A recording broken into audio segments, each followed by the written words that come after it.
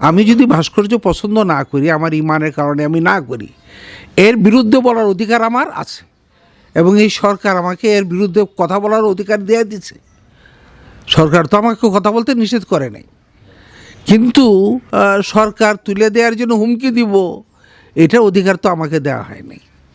তো এটা দুষ্টা যে এখানে হয়েছে, ভাস্কর্য বিরুদ্ধে কথা বলাটা দোষ হয় নাই, দোষটা হয়েছে আমরা ওই দিন স্বরাষ্ট্রমন্ত্রীকে আমিও খুব আহ্বান জানিয়েছিলাম যে যাদেরকে অ্যারেস্ট করতে ছেড়ে দেন। তো স্বরাষ্ট্রমন্ত্রী আমাকে বলে কি যে হুজুর আপনি আমাকে ফতোয়া দেন একটা, কেউ যদি গাড়ি পোড়ানোর কারণে অ্যারেস্ট করে থাকি, কারো যদি বিশৃঙ্খলা সৃষ্টি করার জন্য থাকি, তাহলে তারও কি ছেড়ে দিব আমরা?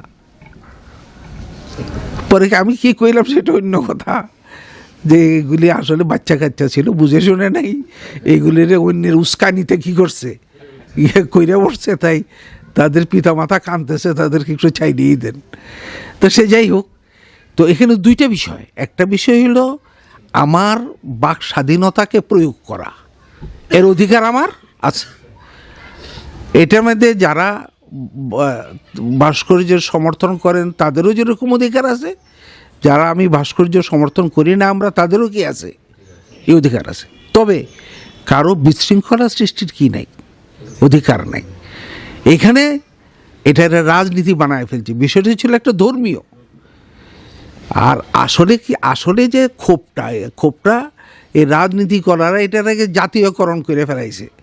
বিষয়টা আসলে ছিল, এটা তো আমি গোড়ার থেকে জানি, এরা প্রথম আমার কাছেই আসছিল, যে যেখানে বঙ্গবন্ধুর ভাস্কর্যটা করতেছে এটা হলো একটা মসজিদের ঠিক সামনে, এই পাশেও একটা মসজিদ, এই পাশেও একটা মসজিদ, এইখানে মাঝে করতেছে। এতে মুসল্লিরা তো বেরিয়ে একটা বঙ্গবন্ধুরই বলেন একটা মূর্তি তো দেখতেছে, এইমাত্র মসজিদটা বেরিয়ে আইসা। স্থানীয় মানুষের ক্ষোভ ছিল এইটা, এবং এইটা যখন এই ক্ষোভটা যখন গভর্নমেন্টকে বলা হয়েছে, ক্ষোভটা জানানো হয়েছে, গভর্নমেন্ট এটা অ্যাকশান নেওয়া শুরু করছিল যে ভাস্কর্যের কাজ সামনে অগ্রসর হওয়া বন্ধ। এখন পরে আর কি করে নাই, নতুন করে করে নাই, আর এখান থেকে সরায় নেওয়ার জন্য তারা রাজি, কথা বুঝতে পারলেন।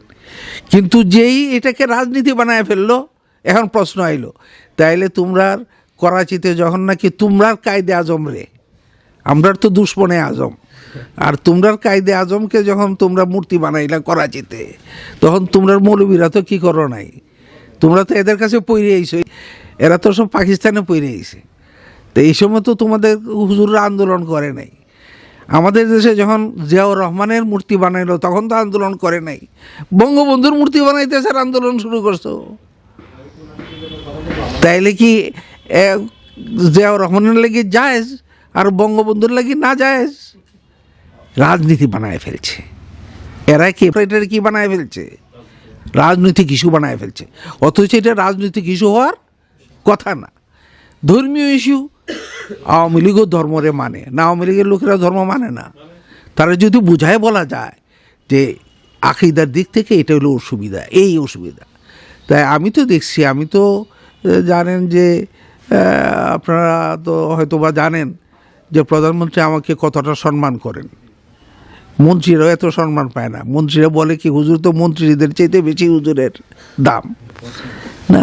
কারণ হইল যে আমি দেখছি তাকে কথাটা যদি তারে বুঝায় বলা যায়, তখন আর তিনি কি করেন না, কোনো বিষয় মানতে অসুবিধা হয় না।